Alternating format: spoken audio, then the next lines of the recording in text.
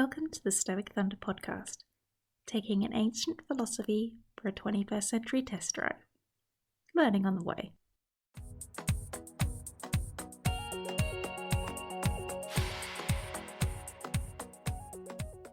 This episode will highlight my previous intellectual cowardice, so strap in as I shame myself. One of the main things that attracted me to Stoicism was its distinct mandate to live a virtuous and therefore meaningful life.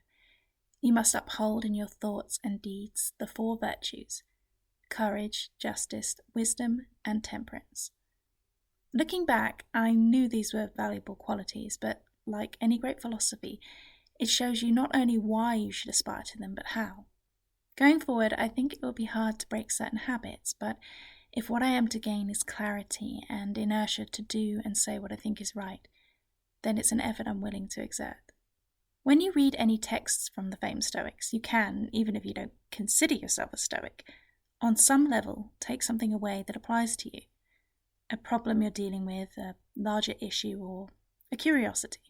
It shows that mankind's personal and global issues might not be as different from ancient times as we like to believe they are. We have progressed in so many ways, but one area we still struggle in, from the man on the street to those in power, is our reasoning, at least as I see it. Recently, I have come to realize that there are views I hold that I want to express. A cursory 30 seconds on Twitter will highlight to me how terribly wrong I am. For reasons I was conscious of and others not so much, I used to hold back. I can't do that anymore, and Stoicism has shown me why it's important to speak up. Feeling as if I'm just one small voice is no reason not to say anything, but then that's where the courage comes in.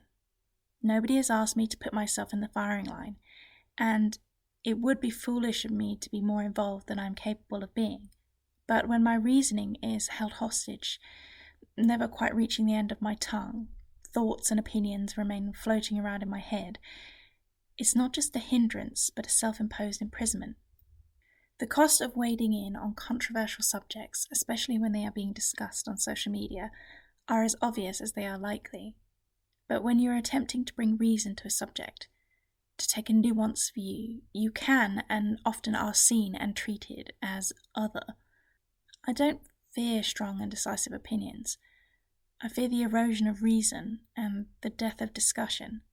I'm not a fan of hyperbole, and I understand on a deep level why our passions drive us when it comes to wanting change, understanding, or justice.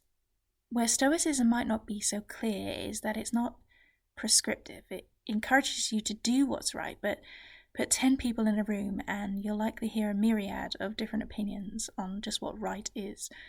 Therefore, it makes sense for passion to not be the only driving force behind an individual's actions, whether they are passive in their beliefs or hold a position of power.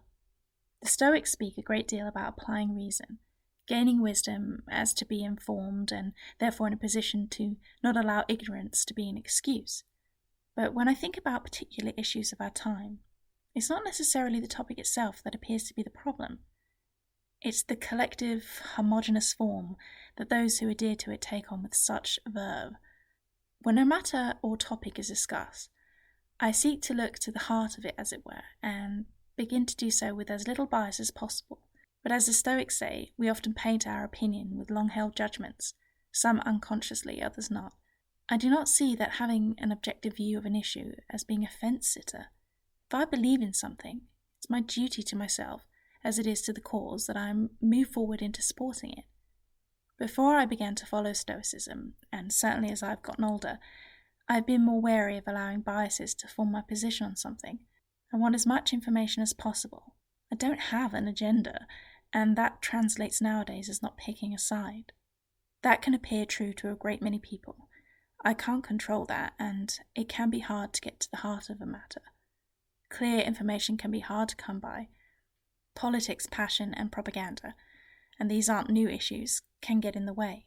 It's a wonder sometimes how we can see the truth, but discussion, not just the idea, but the process has to be what we strive for.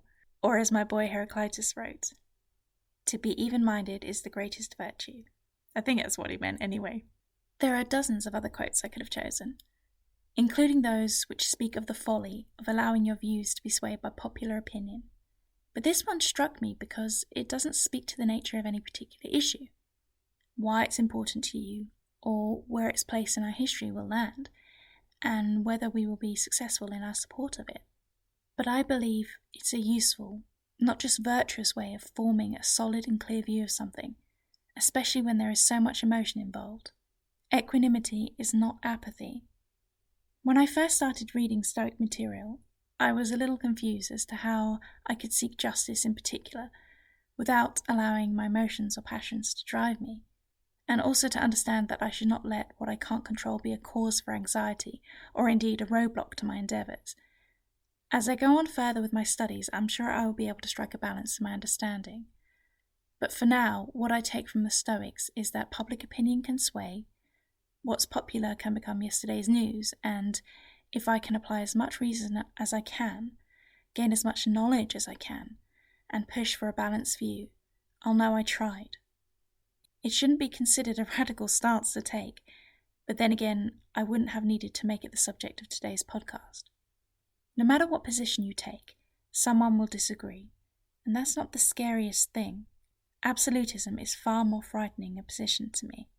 If I can look at myself in the mirror knowing that I've strived to those standards, that's important. Not for ego, but for the idea that whatever I'm fighting for, or working towards, will hopefully be made that much stronger by reason, and not just passion alone. So in summary, Stoicism has reminded me to use my voice, no matter how dainty, that reason is precious and powerful, and maybe, just maybe, one person can make a difference.